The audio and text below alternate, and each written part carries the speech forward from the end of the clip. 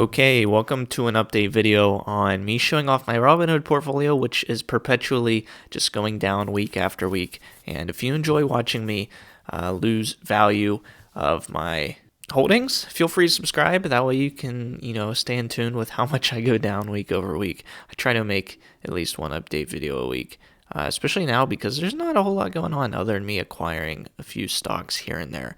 There hasn't been much put selling or call selling. I have sold one put since the last video, and that is on SoFi.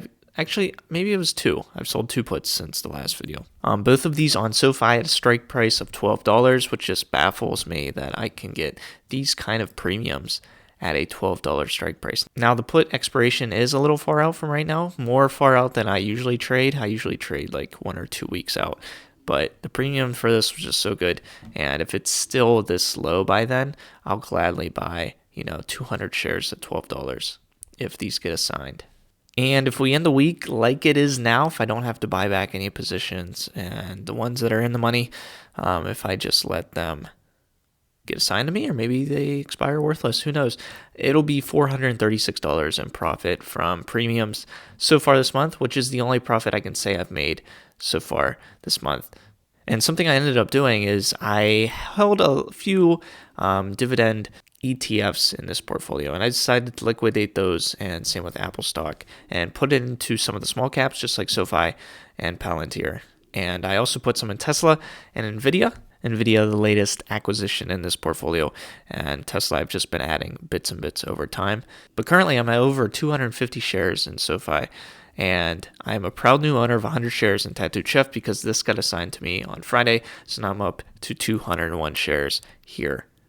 And that just seems to be the game plan. I'm not really selling puts because I don't want to use a whole lot of collateral at one time beyond what I already hold.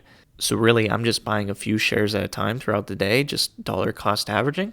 And so far, that's the strategy I'm going with on this portfolio. And one particular stock I wanted to share with you guys, not that I'm saying you should go buy this, but I just want to share my thoughts on it. Maybe you can share yours down below. But one stock I've been following a lot recently is Crocs. Crocs has, in the last year, they've been killing it in earnings, killing it in revenues. If we go to look at the financials, we'll come back to the crazy PE ratio here in a second. But if we look at the financials, and we'll just switch it to quarterly, you can see how the revenue has just been growing. And I think their next earnings call is the 21st of February. So we have some time before then. But I am pretty hopeful for the Q4 earnings that they're going to release. And quite frankly, I think a lot of people bought Crocs, and I know one of my friends, he said he bought his girlfriend those little, I forget what they call them, the little widget things that you can put on your shoe.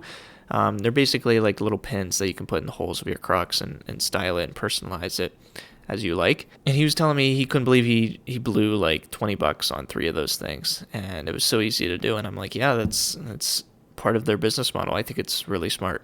And if we look at Crocs's just a summary of this stock, the PE ratio is absurd, 8.27 with the market cap of $5.578 billion.